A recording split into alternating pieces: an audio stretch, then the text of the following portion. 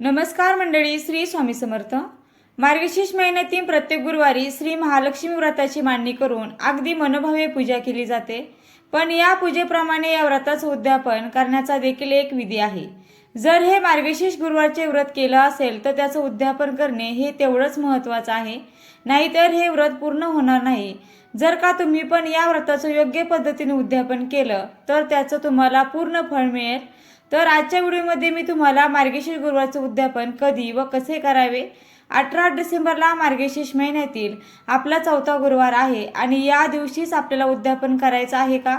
कारण शेवटचा गुरुवार म्हणजे चौथा गुरुवार आहे आणि शेवटच्या गुरुवारी अमावस्या देखील आहे आणि मग उद्यापन कधी करावं?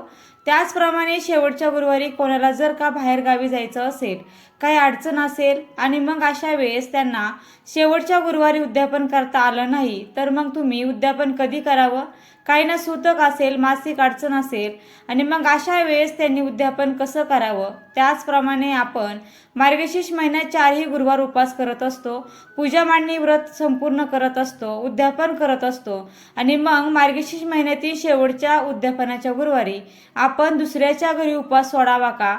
त्याचप्रमाणे आपल्याला कुमारिका सुवासिनी भेटल्या नाही तर मग काय करावे? तसेच देवीला नैवेद्य काय दाखवायचा? अशा बऱ्याच प्रश्नांची उत्तरे आपण या व्हिडिओमध्ये पाहणार आहोत। त्याचप्रमाणे बऱ्याच महिलांना प्रश्न पडतो की आमचा एक गुरुवार मासिक धर्मात गेला, एक गुरुवार आम्ही बाहेरगावी होतो आणि मग आम्ही अजून किती गुरुवार करायचे? तर ही संपूर्ण माहिती आपण या व्हिडिओमध्ये पाहणार आहोत, त्यामुळे व्हिडिओ स्किप न करता शेवटपर्यंत पहा। बघा, 2025 मध्ये एकूण 4 गुरुवार आपल्याला पूजेसाठी मिळालेले आहेत। आता प्रत्येक महिलेचा अडचणीमध्ये एखादा गुरुवार जात असतो किंवा एखाद्या गुरुवारी एखाद्या महिलेला बाहेरगावी जावं लागत असतं, त्यामुळे तिला पूजा मांडणी करता आली नाही, परंतु तुम्ही उपवास करू शकता। त्या दिवशी तुम्ही फक्त उपवास करायचा आहे। जरी तुम्हाला पूजा मांडणी करता आली नाही तरी तो गुरुवार तुम्हाला काउंट करायचा आहे। आपण त्या दिवशी पूजा मांडणी जरी नाही केली तरी व्रत केलेलं असतं। आता एखाद्या महिलेचा एखादा गुरुवार हा अडचणीमध्ये जातो, मग अशा वेळेस तुमचा जर का मधला गुरुवार अडचणीमध्ये गेला असेल तरी देखील आपल्याला या गुरुवारचं उद्यापन मार्गशीर्ष महिन्यातील शेवटच्याच गुरुवारी करायचं आहे। मार्गशीर्ष महिन्यातील पहिल्या गुरुवारी आपण या व्रताला सुरुवात करत असतो आणि मार्गशीर्ष महिन्यातील शेवटच्या गुरुवारी आपल्याला या व्रताचं उद्यापन हे करायचं आहे। आता 2025 मध्ये आपल्याला गुरुवार व्रताचं उद्यापन कधी करायचं आपण ते पाहूया। आता बऱ्याच जणांना प्रश्न पडला आहे की शेवटच्या गुरुवारी अमावस्या आहे आणि मग उद्यापन कधी करावे? तर बघा, यावर्षी डिसेंबर महिन्यातील चौथा गुरुवार हा 18 तारखेला आहे। 18 डिसेंबर चौथा गुरुवार असणार आहे आणि या दिवशी आपल्याला मार्गशीर्ष गुरुवार व्रताचं उद्यापन करायचं आहे।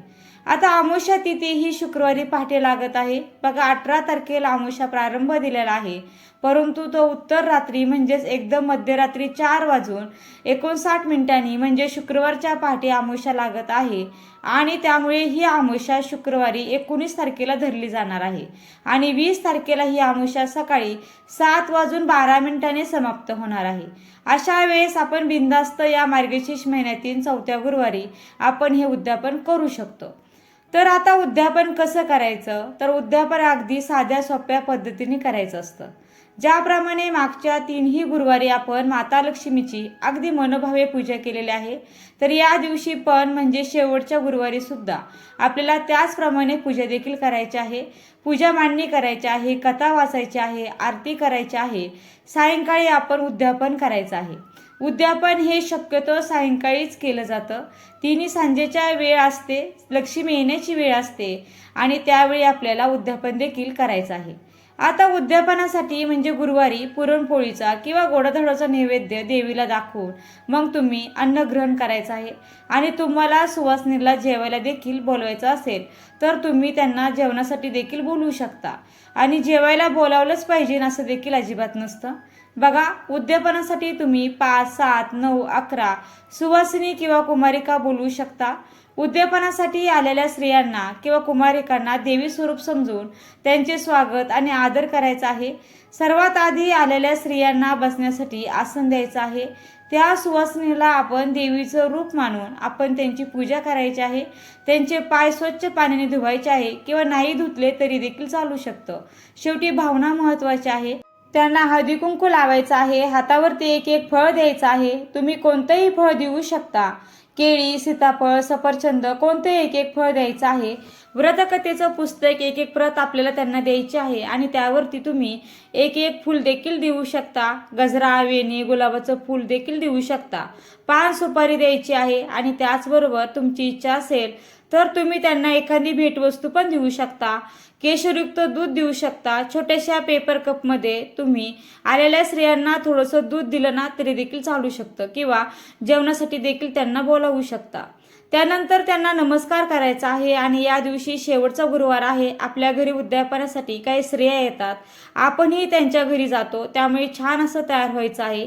साडी नेसायची आहे. उद्यापनासाठी आलेल्या स्त्रियांची तुम्ही ओटी देखील भरू शकता. खणा नारळाने त्याचबरोबर वाण म्हणून तुम्ही एखादी त्यांना भेटवस्तू पण देऊ शकता. आपण आपल्या इच्छेनुसार काही ना काहीतरी होईल तेवढं देण्याचा प्रयत्न करा. मात्र या दिवशी तुम्हाला जे जे करणं शक्य आहे ते आनंदाने करण्याचा प्रयत्न करा.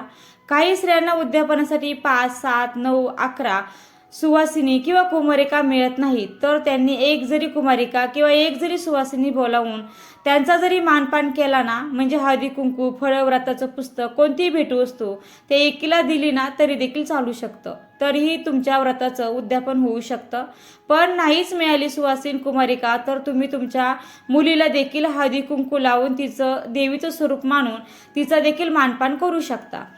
त्याचबरोबर शक्य झालं तर आपल्याला या दिवशी ब्राह्मणाला सीधा वस्त्र आणि दक्षिणा देऊन त्यांना नमस्कार करायचा आहे. आणि अशा प्रकारे उद्यापन केल्यानंतर परत दुसऱ्या दिवशी शुक्रवारी आपल्याला सकाळी लवकर उठून स्वच्छ आंघोळ करायची आहे. देवीला हळदी कुंकू वाहून दूध साखरेचा किंवा कोणत्याही गोडधोडाचा नैवेद्य दाखवून देवीची आरती करायची आहे आणि आपल्या हातून कळत नकळत काही चूक झाल्यास क्षमा प्रार्थना करायची आहे. तुझे वास्तव्य आणि कृपादृष्टी आमच्या घरात सदैव असू दे अशी मनोभावे देवीला प्रार्थना करायची आहे. बघा, या दिवशी एखाद्या स्त्रीला अडचण आली तर उपवास मात्र त्यांनी स्वतः करायचा आहे आणि पूजा घरातील कोणा दुसऱ्या व्यक्तीकडून मांडून घ्यायची आहे. कथा ऐकायची आहे आणि आलेल्या सुवासिनीला फक्त हळदी कुंकू आणि एक एक फळ जरी आपल्या घरातील एखाद्या व्यक्तीला द्यायला सांगितलं ना तर अशा प्रकारे सुद्धा तुमचं उद्यापन होऊ शकतं. शेवटी आपली भावना महत्त्वाची असते. तर अशा प्रकारे तुम्ही सुद्धा योग्य पद्धतीने उद्यापन केलं तर तुम्ही केलेल्या व्रताचं फळ तुम्हाला नक्कीच मिळेल. आता ज्यांना मासिक धर्म व्यतिरिक्त इतर काही अडचण असेल, म्हणजे सूतक असेल, विटळ असेल किंवा इतर काही अडचणी असेल तर त्यांना जर का शेवटच्या गुरुवारी उद्यापन करता आलं नाही तर काही हरकत नाही. तुम्ही त्याच्या पुढच्या येणाऱ्या गुरुवारी तुम्ही हे उद्यापन करू शकता. जरी पुढचा पौष महिना लागत असला तरी देखील तुम्ही पौष महिन्यातील गुरुवारी तुमच्या व्रताचं उद्यापन तुम्ही करू शकता.